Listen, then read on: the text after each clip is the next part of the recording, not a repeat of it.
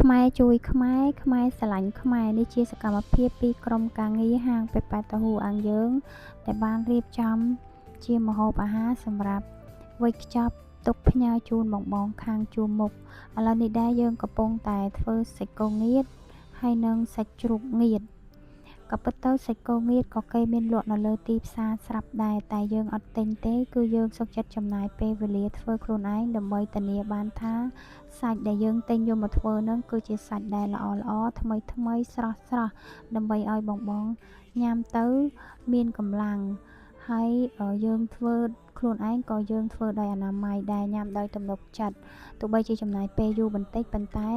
គឺពួកយើងធ្វើចេញពីបេះដូងហើយក៏យើងអត់ចំណាយពេលទៅហាលថ្ងៃឲ្យយូរដែរដោយសារយើងប្រើម៉ាស៊ីនសម្ងួតឲ្យវាស្ងួតហើយគឺយើងយកវាទៅវេចខ្ចប់ជាកញ្ចប់មានឆ្អិនខ្លះមានឆៅខ្លះដើម្បីបងងាយស្រួលខាងបងដែលរវល់ជាប់ដៃខ្លាំងអត់អាចមានពេលចម្អិនក៏បងអាចហែកតែថង់គឺញ៉ាំបានហើយមិនត្រឹមមានតែជាសាច់ទេគឺយើងមានដូចជានំដែលយើងអាចរក្សាទុកបានយូរហើយក៏អាចឲ្យបងយកទៅញ៉ាំជំនួសបាយបានមួយគ្រានៅពេលដែលផ្ទាល់ឬក៏ចាំបាច់ខ្លាំងហើយរសជាតិក៏ឆ្ងាញ់ដែរហើយក៏មានជាអីវ៉ាន់ផ្សេងច្រើនមុខទៀតដែលយើងមិនអាចនឹងរៀបរាប់បានអស់តែវាអាចជាតម្រូវការចាំបាច់សម្រាប់បងនៅខាងជួរមុខដែលគាត់ត្រូវការប្រើប្រាស់ប្រចាំថ្ងៃផងដែរទាំងអស់នេះគ្រាន់តែជាទឹកចិត្តតិចតួចក្នុងការចូលរួមជួយដល់សង្គមជាតិខ្មែរយើងនៅក្នុងគ្រាដ៏លំបាកមួយនេះហើយខ្ញុំធ្វើវីដេអូនេះឡើងគឺដើម្បីចង់ឲ្យបងខាងជួរមុខបានឃើញថាពួកយើងនៅខាងក្រោយគឺមិនបានភ្លេចបងទេទោះបីជា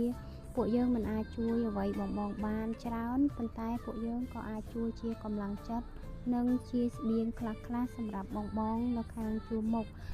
ហើយក៏ចង់ឲ្យពិភពលោកបានឃើញថាប្រជាជនកម្ពុជាយើងចេះរួបរวมសាមគ្គីគ្នានៅក្នុងគ្រាដែលមានអាសន្នប្រទេសកម្ពុជាតូចប៉ុន្តែបេះដូងធំពួកយើងទាំងអស់គ្នាត្រូវការសន្តិភាព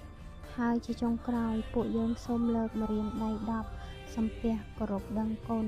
និងសូមជូនពរឲ្យបងកងទ័ពនៅខាងជួរមុខទទួលបានសុខសុវត្ថិភាពនិងច្បាំងឈ្នះអស់មានសត្រូវហើយនឹងនាំយកសន្តិភាពមកជូនប្រជាជនយើងទាំងអស់គ្នាហើយសកលសង្ឃឹមថាប្រទេសទាំងពីរនឹងទទួលបានសន្តិភាពក្នុងពេលឆាប់